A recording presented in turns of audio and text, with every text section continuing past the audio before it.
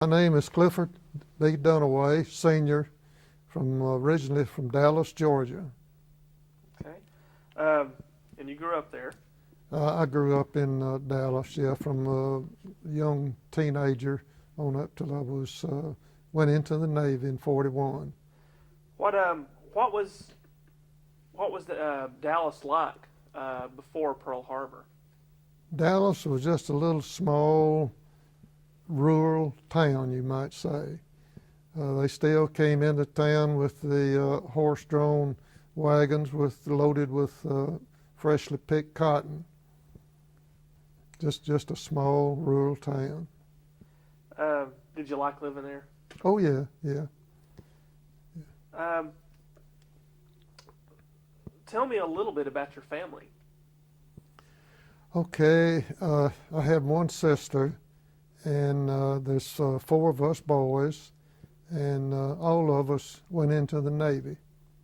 I was the first one to go in, and I forget how they came in afterwards. My younger brother, I believe he was the last one to join the Navy. And three of us were in combat. We all got back safely. My younger brother, he was in boot camp, and due to some fault in medicine, evidently he came down with spinal meningitis and almost killed him. But he did survive, and he's still lives now up around Blue Ridge. And my oldest brother, well, actually he was my half brother, he died a few years ago.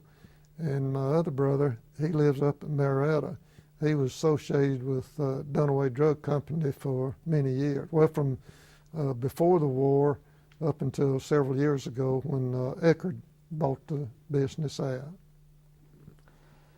And I went to work, after I was discharged from the Navy in November 1945, and I fooled around Dallas there for a while, and then I got a job with Delta Airlines. And shortly after that, I moved into College Park, and I worked on the Delta until I retired. I worked with them for a little over 37 years, and retired in February of 1985. I've been retired ever since, and I do mean retired. How old were you, and where were you at, and what were you doing when you heard about the attack on Pearl Harbor? Heard about Pearl Harbor? Mm-hmm. Okay, I was in my last week of boot camp. Now, I had always wanted to be a sailor, and I had been turned down because I was a little bit underweight.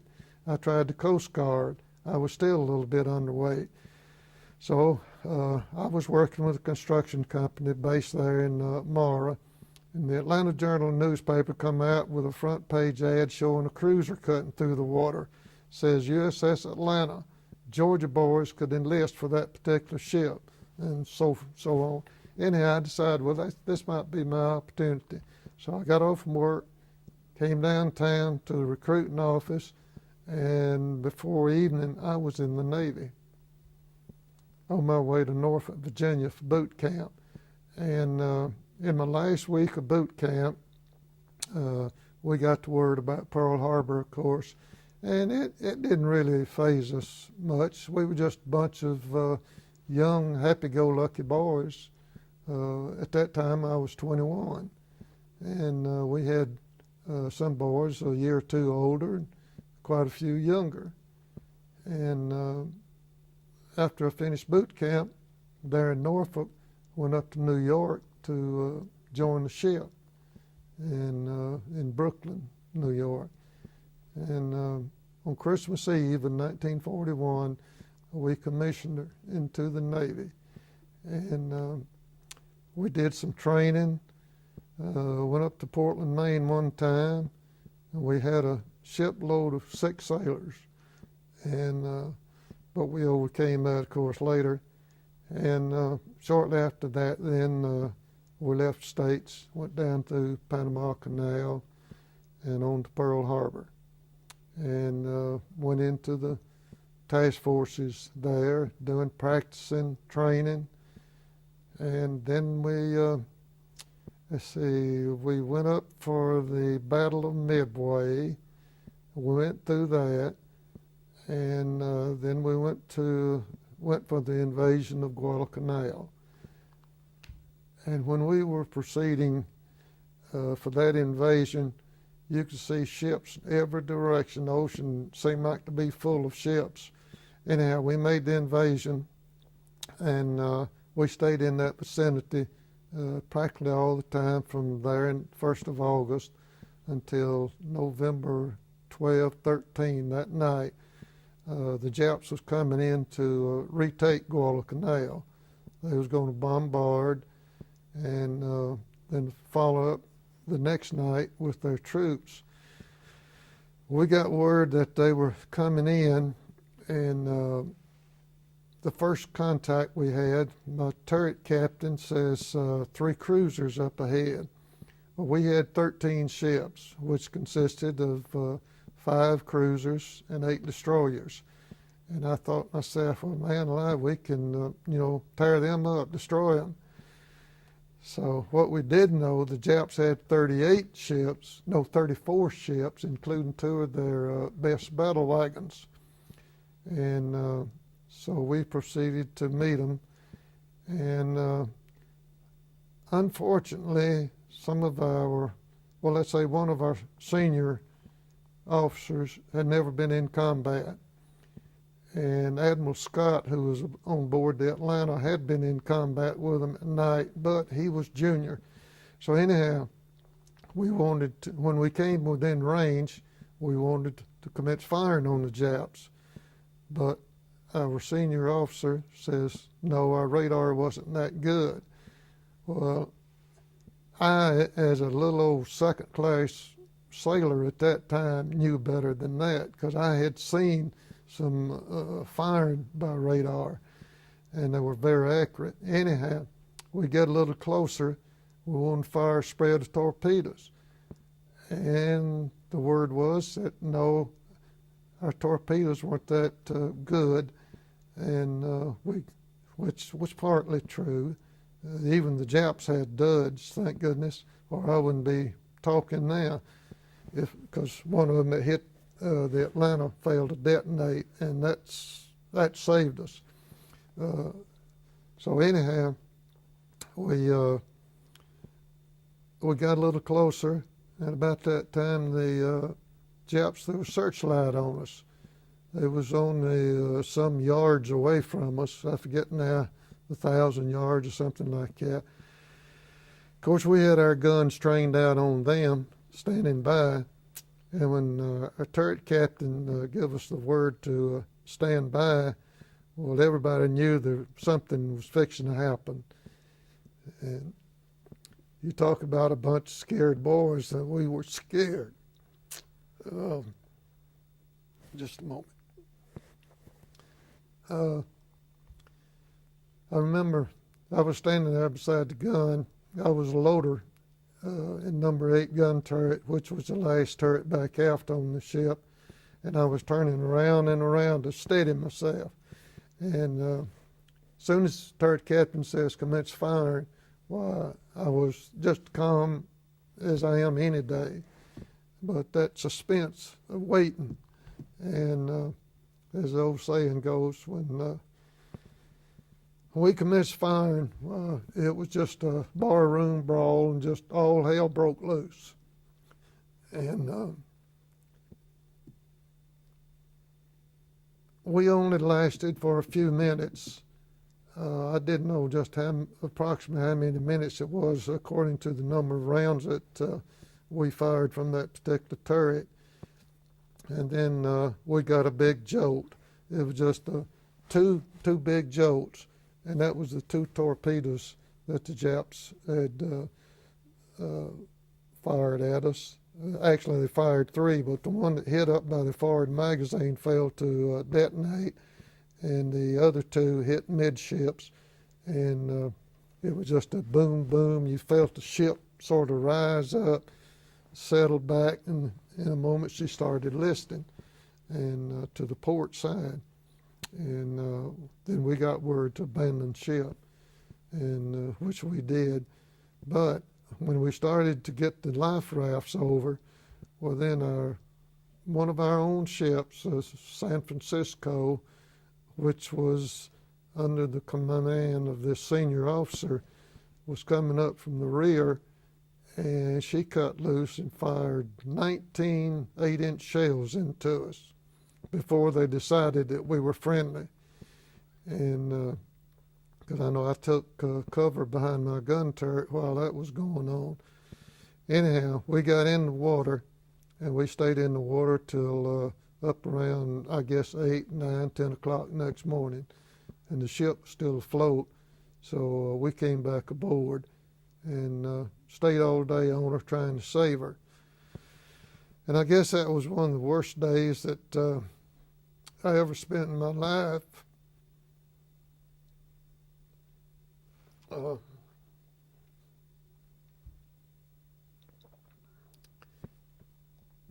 We were dead in the water right off the Jap beach.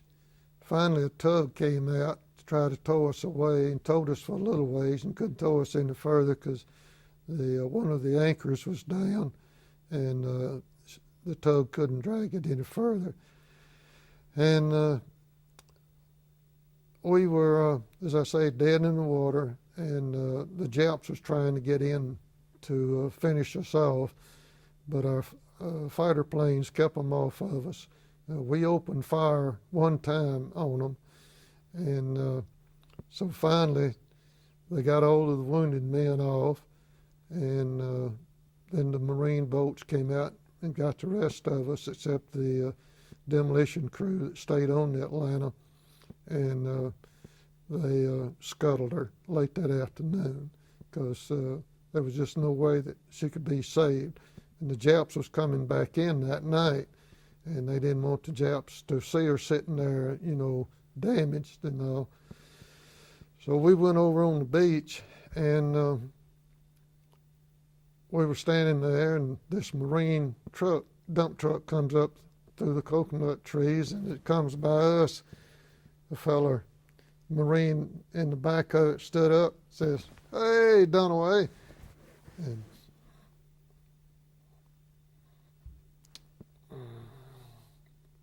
it was nowhere from my hometown. And he and another Marine were there. I saw him a day or two later. He says, laughingly, "Yes, we're sitting over here on the beach watching y'all last night." Says, that's good fireworks you put on. But anyhow, we were stationed out with the Marines for a day or two. And the Japs did try to get in that next night, and 2 of our battle wagons and 4 destroyers intercepted them just above the horizon. We could see the flashes, and then the word came over the phones that they had been intercepted, and they had 20,000 troops and their warships, and they had radioed us to either surrender or be annihilated. In other words, no prisoners. So we were sitting there waiting, and of course they were all either sunk or turned back, except one troop carrying supply ship got through damaged and beached itself there on the beach. And later on, I had been up there to that ship, and it was still, I believe, it was still afloat up to a few years ago. I say afloat, she was still beached, and she may have rusted away by now. And so we were sent out from Guadalcanal to a rest area, big base down south of Guadalcanal. And we regrouped, and one morning at muster, they started saying, you, and you're going back to Guadalcanal in PT boats. And there was 36 of us that went back to Guadalcanal and attached to the motor torpedo boat squadron there. We were mostly all of us were on base. And later on, I did ride one of the boats, and we had been on patrol the night before, and we were supposed to have been off the following night, and we were 16 miles approximately north of Guadalcanal in the harbor area, because there's no harbor facilities at Guadalcanal, and we was over on the Florida islands, or what they call Tulagi, and it did have a good harbor. And anyhow, I lived on a little island sort of out in the middle of the harbor, and well, my crew were called to go out that night and intercept the Japs, and they didn't send a boat over there to get me, and so they went out. We had 2 men extra riding with us anyhow, and just fresh out of the States and never been in combat, and they were raring to go. It only takes one time to get shot at, and you learn, you become a man pretty quick. So my crew went out, and they were hit by the Japs, blown up, and 1 man survived. And I saw him a little over a year later back in the States, and his mind was still all messed up. But anyhow, I stayed there at Guadalcanal, well, at Tulagi and PT boats for a little over a year after Atlanta went down. And then I was in the first group to leave to come home on leave. And I came home, got my 30-day leave, was headed back to the South Pacific, and I didn't want to go because I knew how rough it was. And there was a squadron of boats going to Europe for D-Day, and the commanding officer was one of the skippers that was there at Guadalcanal. So I went up and asked him, I said, "Take me with you." So he did. He took me with him. Myself and 1 or 2 other men in the whole squadron were the only combat experienced men. So we went to Europe, went to England, and I was lucky enough to stay on the beach in England, and didn't have to ride the boats, because my crew shortly after D-Day, they got blown up, and there was 1 officer and 1 man survived. Never did find out who they were. So I was pretty lucky. Out of all of that, I never got a scratch. And I've had men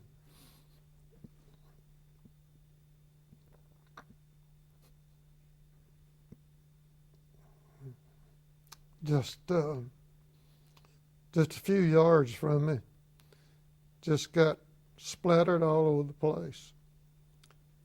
I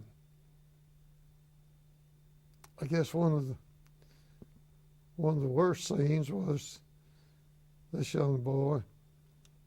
He was on I think a 20mm gun there on the Atlanta, and he was killed.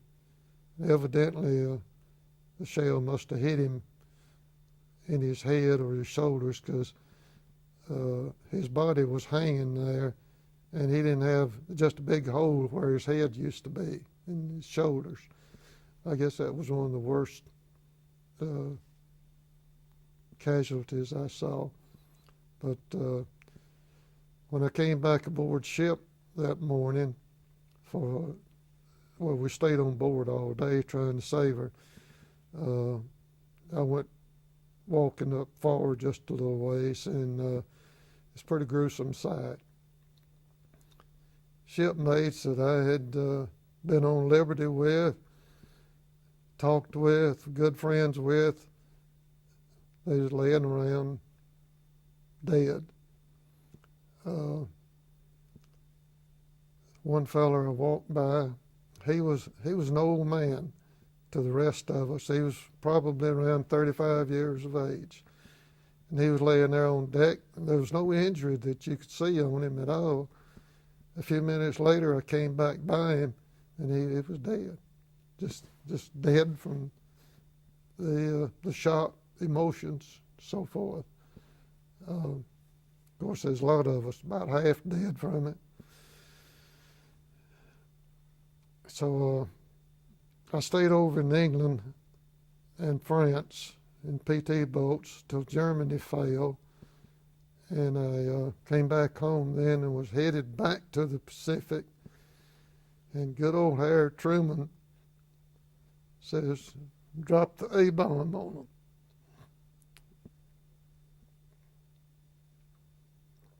So that ended it. I was eligible. I had enough points then to go home, which I did in November of '45. But if Truman hadn't dropped that A-bomb, I don't know what would have happened. I might have been one of those million men that would have been killed invading Japan. But I came home, and a couple of years later, then I went to work out at the airport with Delta and stayed with them a little over 37 years. And I live in Mara. I have been living there now for about 28 years. I never would have dreamed that when I left there in 1941, when there was a mere handful of people there, even Fort Gillem was just a small outfit, because we was hauling the concrete, excuse me, down there to Fort Gillem for those buildings, the floors and foundations for them. And but I married a few years after a couple of years after I came out of the Navy, and after approximately some 7-8 years, I divorced, and I had 2 small children, a daughter and a son. And my parents helped me raise them, and then I remarried some 8 or 9 years later, and all was fine until August a year ago. I lost my wife, and right now my son and his wife, they live in Virginia. In fact, he's home visiting with me this week. My daughter, she lives in Merritt Island, Florida, and I'm just growing older. I've recently had a birthday, 84 years old now, and that pretty much covers my history, I guess. It's a hell of a history. If it's all right, I'll just ask you a few questions. Between the time when the war ended and you got back home and now, how often have you thought about your time in service? To tell you the truth, it seldom leaves your mind. You think about it every day. One of the main things I think about is that if our junior admiral had been in charge that night, having combat experience, how many men or ships of ours could have been saved?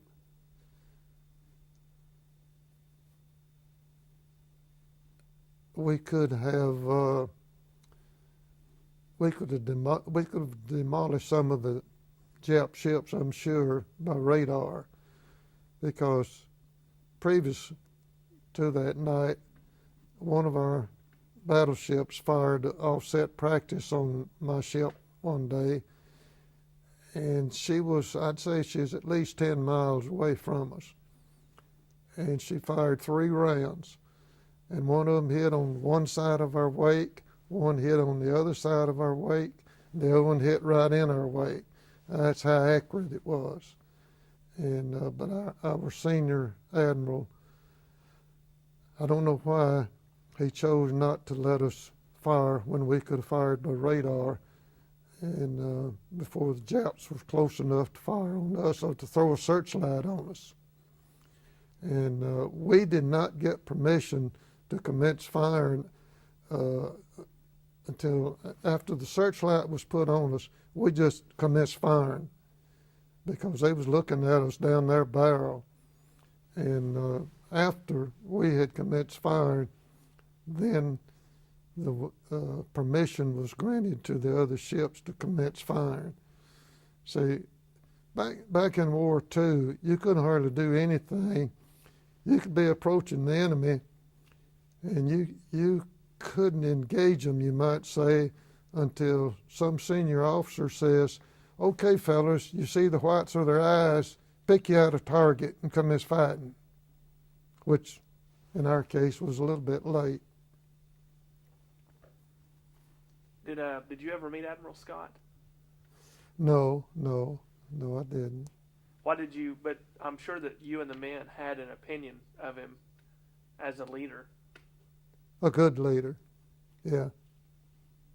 A good leader. He had experience of combat at nighttime with the Japs.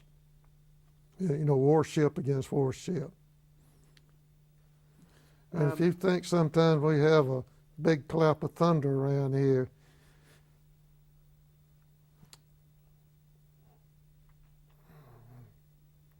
you haven't heard anything till you get involved in a bunch of guns on a warship.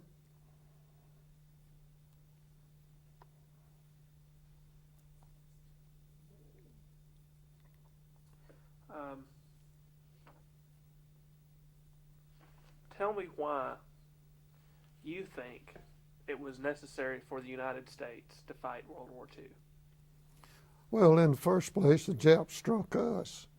There's been a lot of controversy about that. It seems that our leaders felt like no one would attack us until the Japs hit us. And then we began to wake up. Even then, I never realized what war was like. I wasn't expecting to get engaged in battle. But it doesn't take you long to learn and grow up. One time in combat,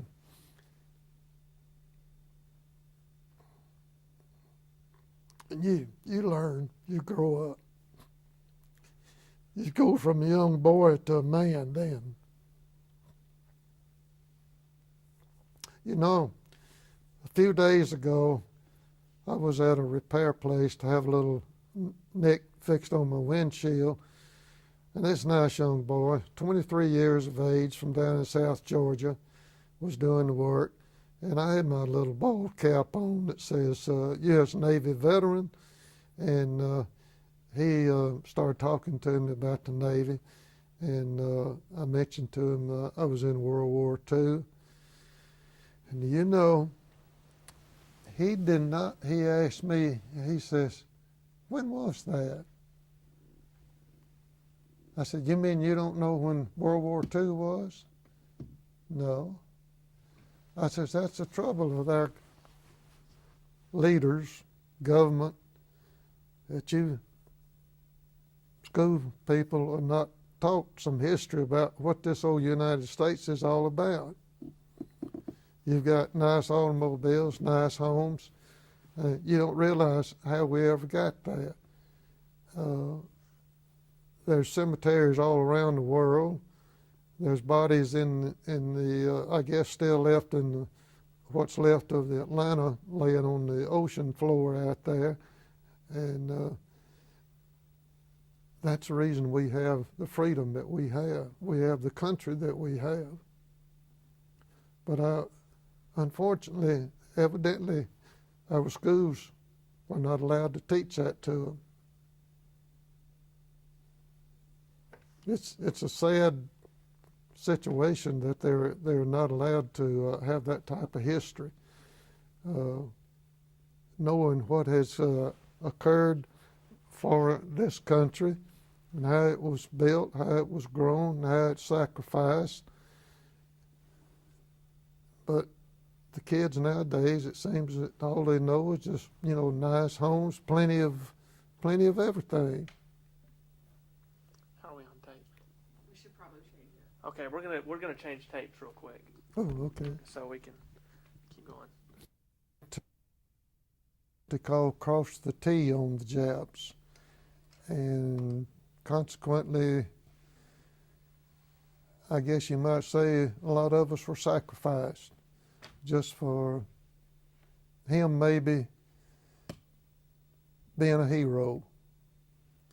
Under the circumstances they have in the military nowadays, if that were to happen, he'd be court-martialed. If you may recall, now this is not on tape, is it? Do you want me to stop it? Well, I was going to refer to a case recently where this, I believe he was an Army lieutenant colonel, a major, anyhow, he was a ranking officer over in Iraq, and he squeezed some information from an Iraqi prisoner, and the poor guy got court-martialed for it. I don't know if you read about it in the newspapers or not, and he's a guy that lives here in this vicinity. Well, in my opinion, he should have been given a medal or at least a pat on the back. And these people that wanted or did prosecute him and give him a court-martial, they are the ones that ought to be court-martialed, kicked out of the service, because they're not doing anything for the United States. They're putting a black mark against us. War is bad. Sometimes if you have to squeeze a fellow's arm, twist his arm to get a little information out of him to save the lives of some of your men, so be it. As they say, war is hell. So the tape's rolling. Let me ask you, what back then and now as well, I suppose, if there's a difference, how did you feel about the Japanese? Well, during the war, the main purpose was destroy your enemy. And to this day, I still resent most of the Japanese. Now, I went to Honolulu, it's been back in the early 80s, I guess it was, or maybe in the 70s. Anyhow, my wife and I went out there, and our son and his wife and their daughters, and went out to the memorial. And I was talking to this young girl as coxswain on the boat that carried us out to the memorial. And well, it was when we were ready to leave Honolulu to come back to the States. We'd visited for several days. Anyhow, I was in talking with her. She said that a few days previous that she'd carried a bunch of Japanese tourists out to the memorial, and on the way out there, they was laughing, carrying on, talking about what the Jap Navy did to us in War II. And they were just having a ball about it, and she reprimanded them about it. And they reported her to the Navy. And I told the kid, I says, well, if I wasn't leaving, I would go to the Navy base, and I would demand to see the commanding officer, and you should be given a pat on the back for what you did instead of being given a court-martial. And but I didn't have time. I was fixing to leave, and but I still resent the older generation of the Jap people. I can't help it. They hit us. We fought them. We won. But there was some terrible days and nights facing them in battle. Even when I was there that year in PT boats, many and many nights, the planes were coming in at nighttime and just dropping bombs just here and yonder, you know. And I remember one night there was a bomber over us, and the guns from Guadalcanal fired on it, and then all of a sudden there's no more firing. Everything was silent. And I was on a 50 caliber machine gun, and on a little knob hill there in the harbor of Tulaga, and directly I heard a swishing sound, and I started, what's going on? And in a moment, here comes this bomber.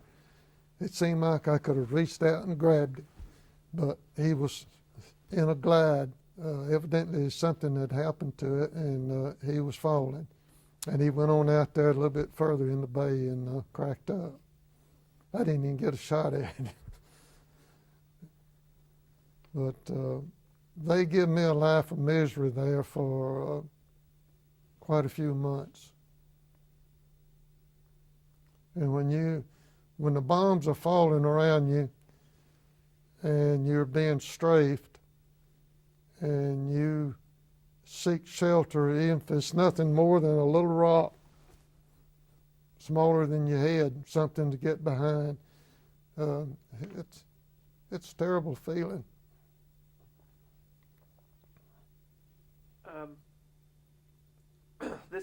These videos I told you are gonna be in the exhibit that we'll have at the History Center, and there will literally be tens of thousands of school kids coming through to see the exhibit. So with that knowledge, this is the chance to tell future generations something. What do you want to tell them now? Well, in the first place, I think they should teach a little more history in the schools as to the founding of this country, what this country has stood for and what it has done throughout the many years.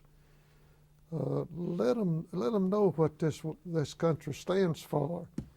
But even in War II, most of that it's just history. That's all it is. People have forgotten.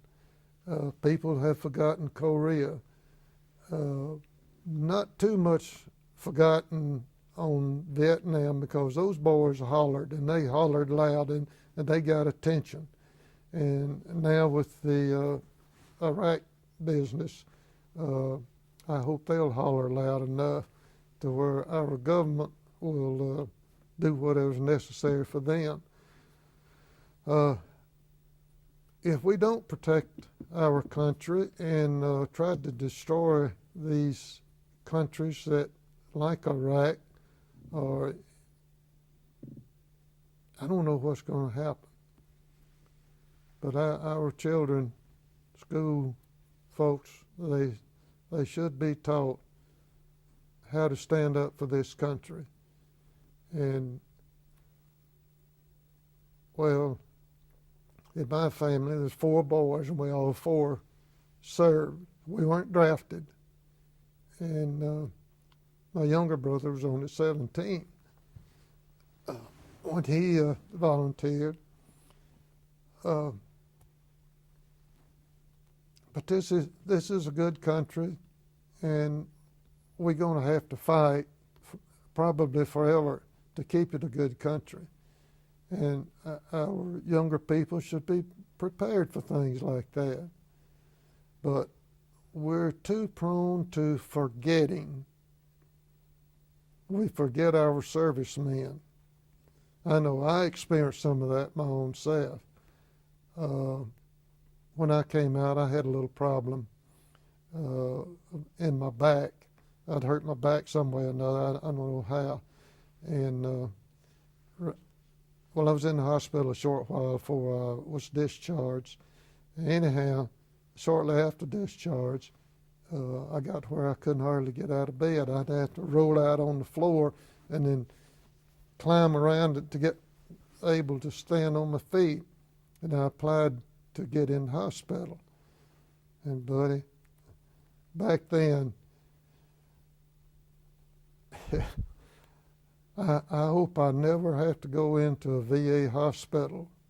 Now, I've said this before, unless it's to visit somebody. The VA hospitals have improved tremendously since that time. But right after War II,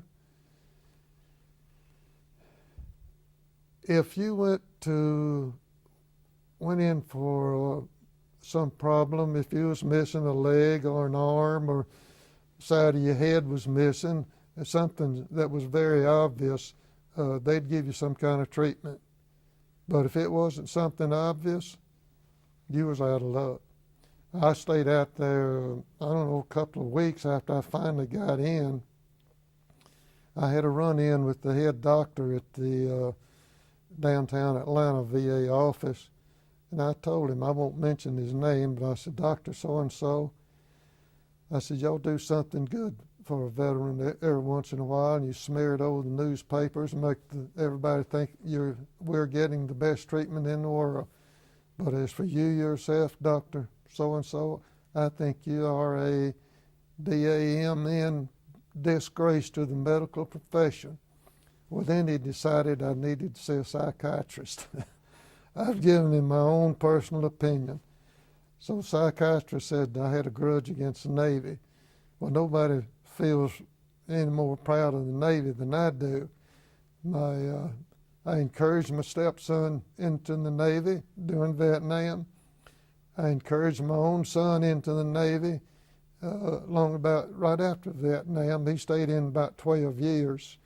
And my grandson in Florida, I tried to get him in the Navy, but he was there by the Air Force, and they work on him down there, and he wound up in the Air Force, which that's okay. He's done okay. He's been to Afghanistan. He's been into some problems over there. He's back in the States now. But I just think that our young folks should be taught more than what they're doing about what this old United States is all about.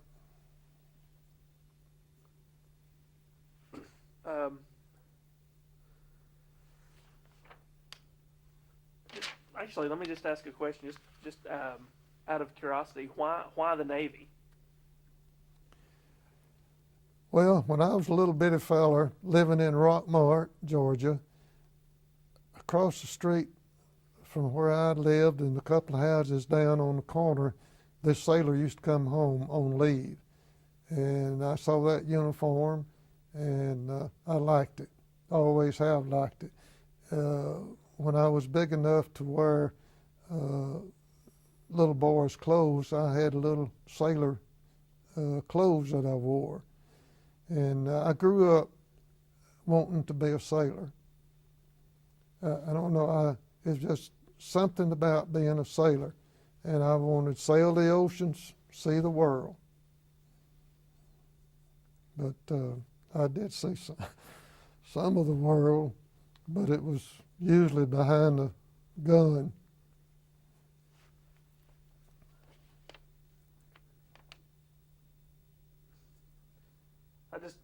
I know you've already mentioned the decision of Truman to drop the bomb. I want to come back to that for just a second.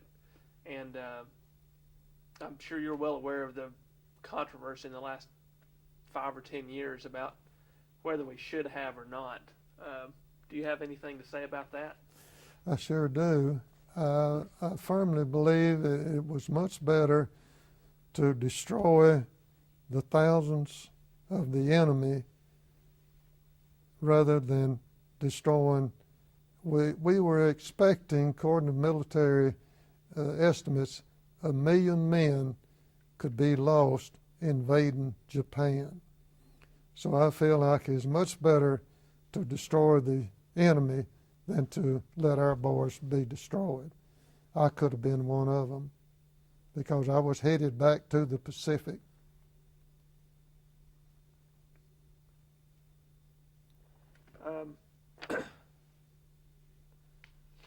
What was on the Atlanta? Did you have the same job the entire time you were on her?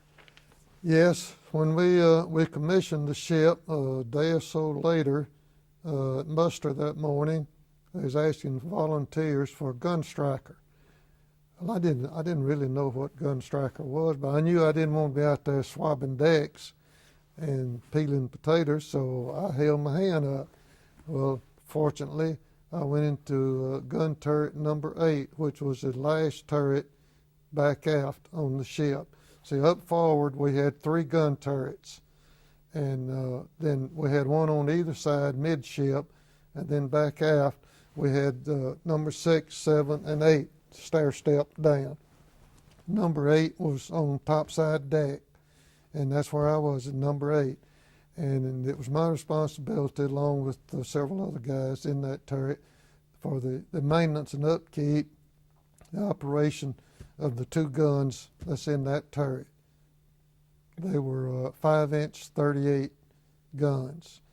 And the 5-inch, that means that the diameter of the shell was 5 inches.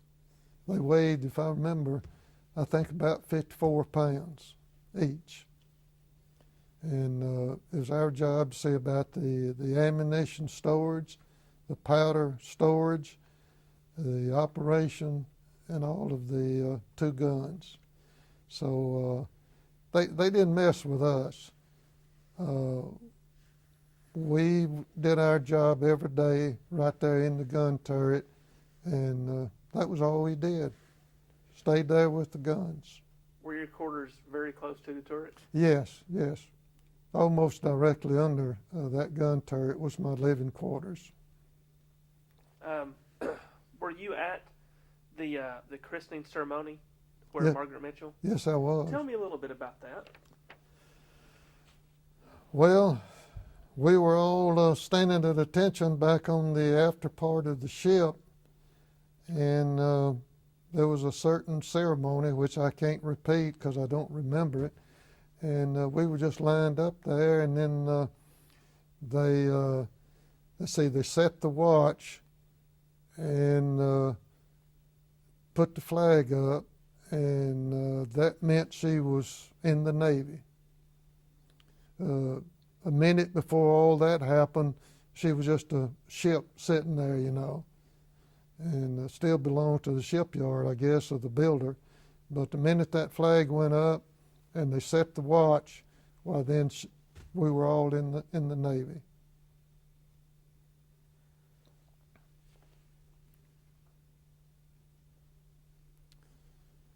This is Merle Oberon, I believe, one of the movie actresses, was on board.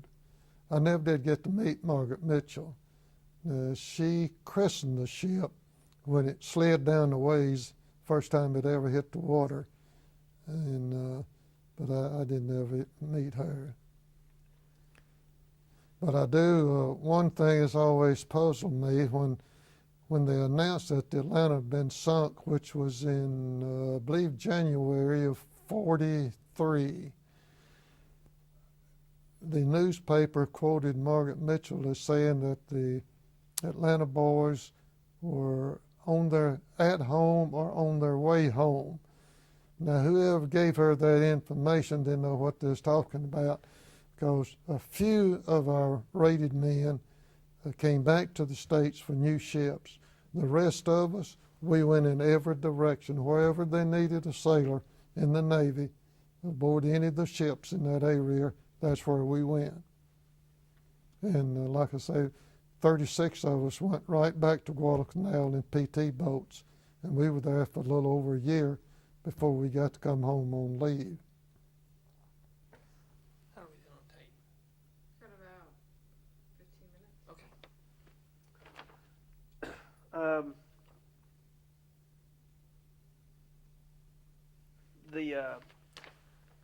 The friends that you made in service that made it through with you, did you ever see them much after the war or keep up with them? Oh yes, up until a few years ago when we discontinued having our yearly reunion, and I've kept in touch with several here in the Atlanta area, and then there's one sailor up in Chester, South Carolina.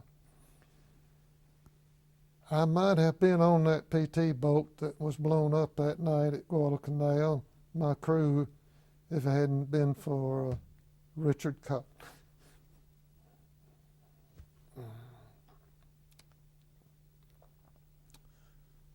A friend named Richard Collins, we was aboard ship there together and all. We were good friends, and the little island that we were on there in Tulagi Harbor, when I heard that all boats was going out that night, of course I didn't have any transportation, and but there was a boat happened to be passing through that area. It came up to our dock, and well, I was down at the other end of the little island, and I happened to see it, and so I started running out there. I was going to catch it and get him carried me over there to see if my crew was going out. And Richard Collins, he stopped me and said, "Oh, says, don't worry about it. You don't have to go out tonight because you was on patrol last night." Well, he detained me there for just a moment, and I saw the boat starting to back off from the dock out there. So I said, "Well, I better see." So I started waving at the coxswain, but he didn't see me, and he just took off. Well, there I was, left on the island. And so, as I mentioned before, we had 2 men extra riding with us anyhow, so they didn't bother to send over across the bay there to pick me up.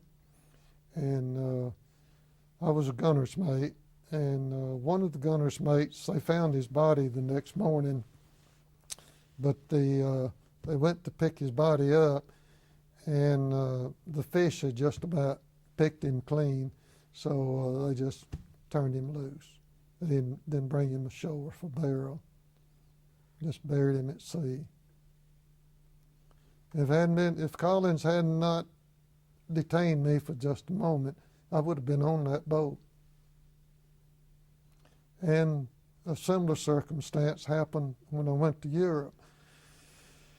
There was a young boy wanted to stay on the shore, stay there in England, and I was ready to ride the boats again.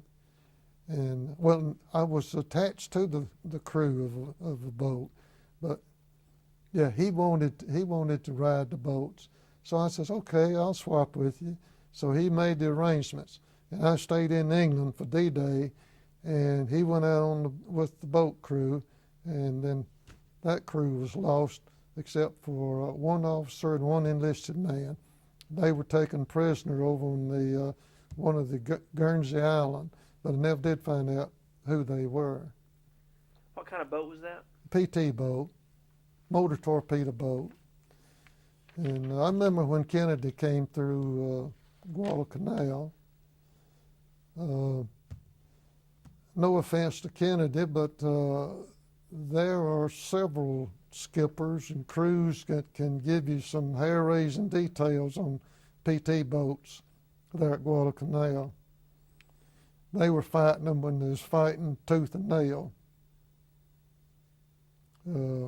Right after the invasion, we barely hung on to Guadalcanal there for a long time.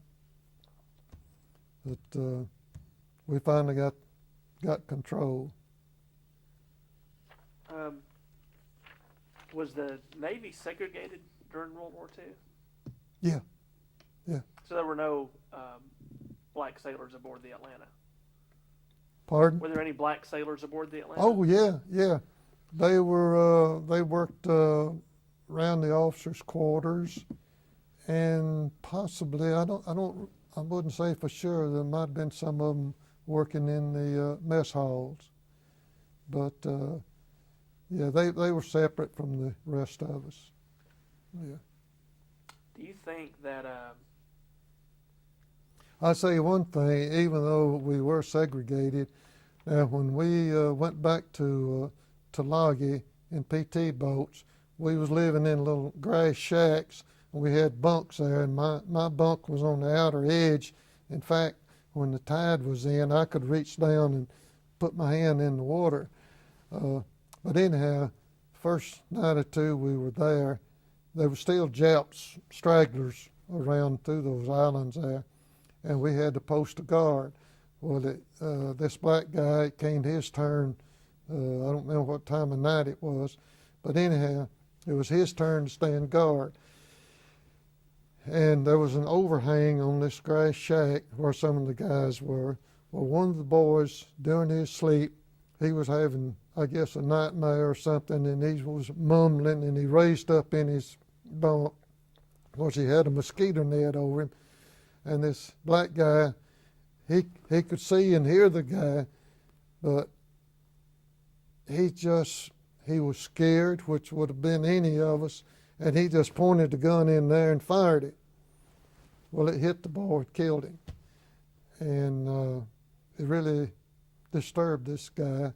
They tried him and fined him 6 cents, which was the cost of a shell for that rifle, so that the civilian authorities could never prosecute him.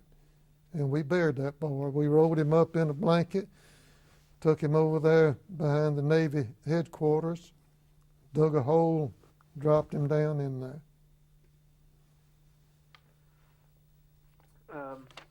This is a tough question. But now, understand, there was no retaliation towards this boy. He was as sorry about it as any of the rest of us, but it was just something that happened. It wasn't because of any segregation or anything. He was one of us, and like I say, it could have been any of us, and he could not identify who was saying something. He just knew something was going on, and his first reaction was destroy it, because it could be an enemy.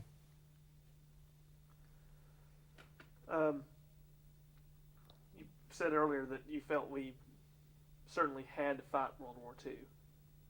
Oh, yes. Was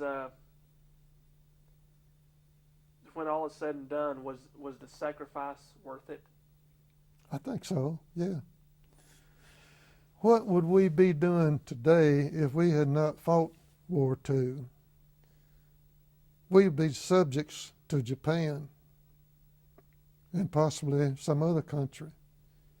But they, when they hit Pearl Harbor,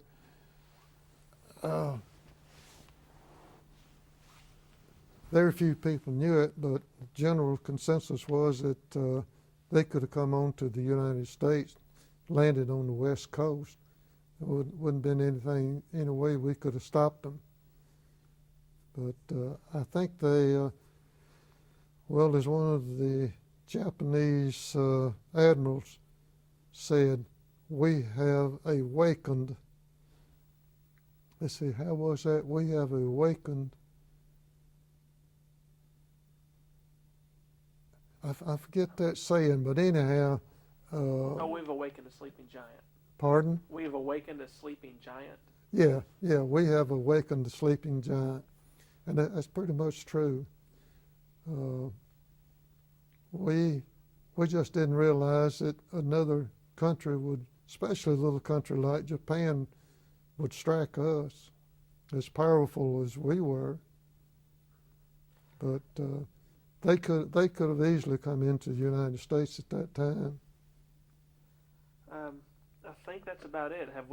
Is there anything we've missed that you wanted to say or talk about? Well,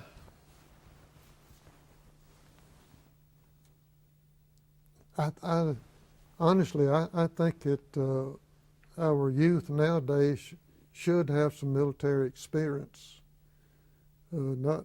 Hopefully not war experience, but I think that they should have military training.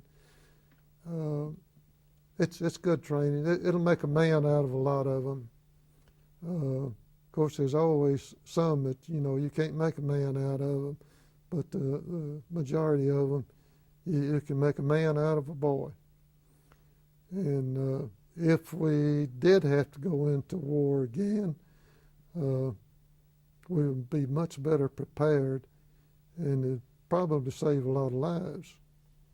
But I definitely think that we should have some military training for our youth. Well, not just our boys now, because the women are in the service as well. I don't think that the women should be in actual combat, but they can do their part just like the rest of us. And when we were all out there aboard ship, cruising around out there trying to find the Japs, we just wanted to get in there, destroy them, get back home, and get back to a normal life.